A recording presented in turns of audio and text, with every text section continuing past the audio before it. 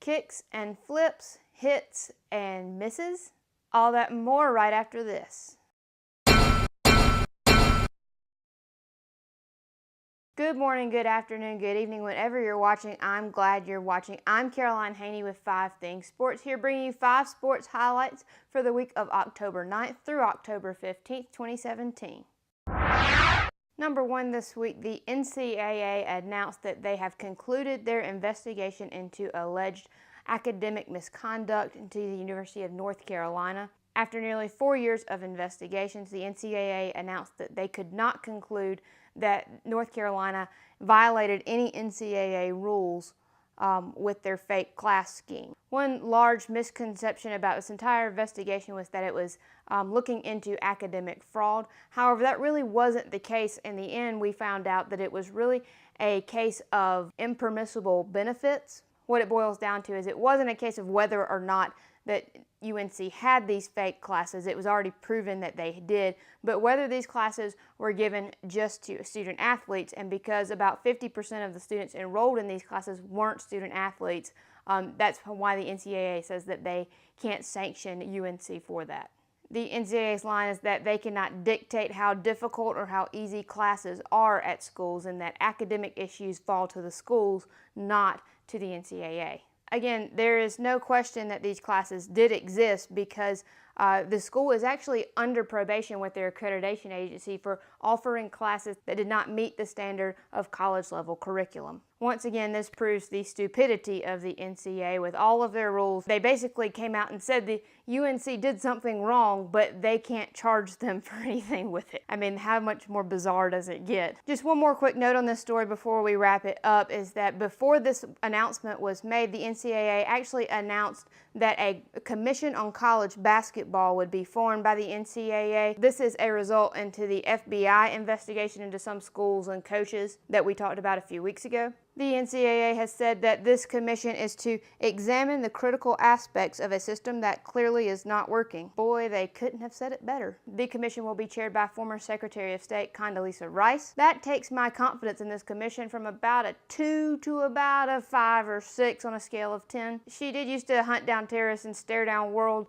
leaders, but she is working with the NCAA, so you got to take that into account. If you want more info on this story, there's some links in the description below to some of the best articles that I've found covering the subject.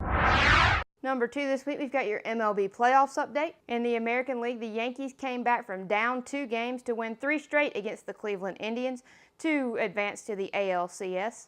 The Astros were able to hold off the Red Sox in Boston to win that series 3-1. Boston fired their manager, John Farrell, right after that. So in the ALCS, the Astros now lead the Yankees 2-0. Astros pitching has been lights out in this series. The Yankees have now struck out 10 or more times in 7 straight games. This is the MLB playoff record.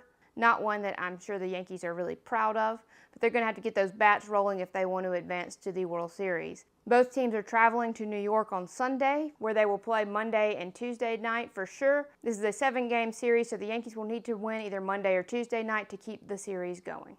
In the National League, the Dodgers swept the Diamondbacks in 3 games, while the Cubs had to battle it out with the Nationals all 5 games to advance. The Dodgers won Game 1 5-2. Justin Verlander had 13 strikeouts in the game. Game 2 will be held Sunday night. It has not started as of this recording. We will keep you up to date on Twitter. You can follow us at 5 Things Sports. Monday, those 2 teams will head to Chicago, where the series will continue there.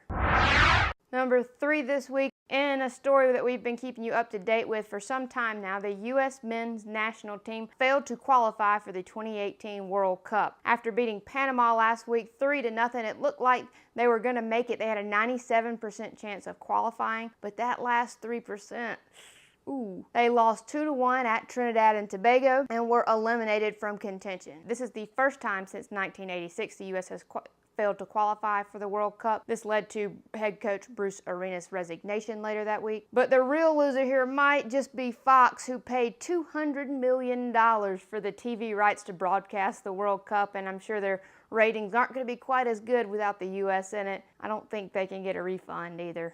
And last week, it looked like Argentina was going to fail to qualify for the first time since 1970. This was going to be especially tragic since superstar Lionel Messi retired and then unretired from Argentina national team play last year with the sole purpose of taking them back to the World Cup, where in 2014 they finished runner-up to Germany. Well, just showing you what a superstar he is. He put the team on his back and worked his magic Tuesday night, scoring a hat trick. See what I did there? Magic, hat trick.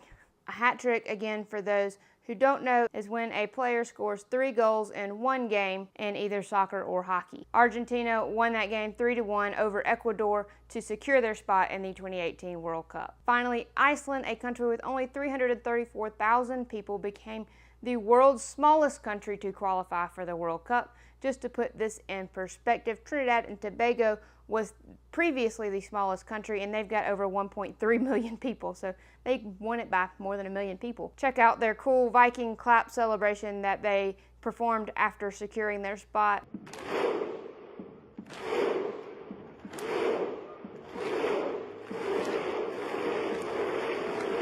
Hopefully we'll see more of that and more great things as the World Cup qualifications continue. And number 4 this week, we've got your college football update. Now, there were no matchups within the top 25 this week, but we've got plenty of upsets to share with you this week. I have lots of Clemson fans out there that I really hate to do this to you, but rules are rules, upsets are upsets. Number 2, Clemson went to unranked Syracuse and took home the L, falling 27-24. Clemson never managed to take the lead from the 24-point underdog. Quarterback Kelly Bryant did leave the game near the end of the first half due to a concussion. His status is unclear at this point. Number 5, Washington was upset by Arizona State 13-7. Number 8, Washington State was upset by unranked Cal 37-3. But with athletic plays like this, I'm not really sure that Washington State really had a chance there. There is a link in the description to more highlights from this game. The entire game looks like Cal has 3 or 4 more players on the field than Washington State at all times. Number 10, Auburn was taken down by LSU 27-23. For those keeping count, that's 4 upsets in the top 10. Some others to quickly mention: Boise State beat number 19, San Diego State. West Virginia beat number 24, Texas Tech. And Memphis beat number 25, Navy.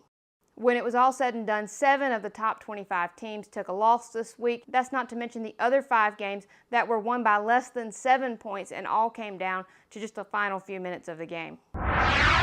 Number 5 this week, we got some NFL updates for you.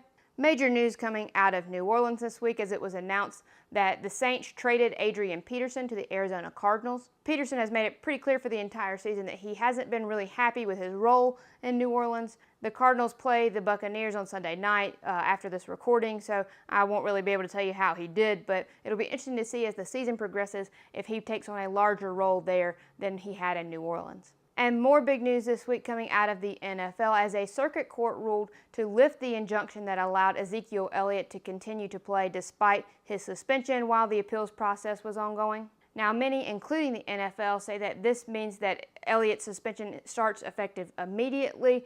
However, some are saying that that's not clear yet, that the appeals process is ongoing, so we'll have to wait and see. The Cowboys actually have a bye this week, so we won't know until next week when they go to San Francisco for Week 7 what his status is. In Thursday night's game, the Eagles beat the Panthers 28-23. Cam Newton threw a disappointing 3 interceptions. A lesser person would make a joke here about how funny those routes are, Cam, but I'm not going to go there. The Panthers also lost Luke Kuechly on a hard hit. He is in the concussion protocol right now, and his status is also unclear. And just before this recording, a big blow to the Green Bay Packers. Quarterback Aaron Rodgers went down with a broken collarbone and will likely miss the rest of the season.